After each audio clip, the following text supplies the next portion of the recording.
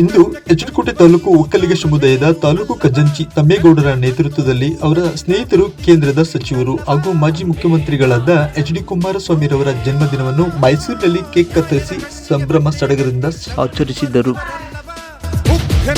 ಇವರನ್ನೆಲ್ಲ ಸದೆಬಡಿಯೋ ನೀನಲ್ಲವ, ಎಲ್ಲ ಜನರ ಮನೆಯಲ್ಲಿ ಉರಿಯೋ ದೀಪವು ನೀನೇ ತಾನೇ.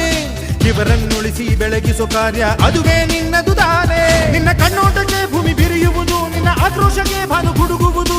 ನಮ್ಮಯ ರಕ್ಷಣೆ ನಿನ್ನೆಯ ಹೊಣೆ ಓ ದೇವನೇ. ತಿರುಗೋ ಭೂಮಿಯ ಕಾರ್ಯವ ಮರೆತರೆ ನಮಗೆ ನಾಳೆಯು ಬರುವುದ? ನಾಯಕನಿಲ್ಲದ ಸೇನೆಯಲ್ಲಿ ಗೆಲ್ಲುವ ಛಲವು ಉಳಿವುದಾ?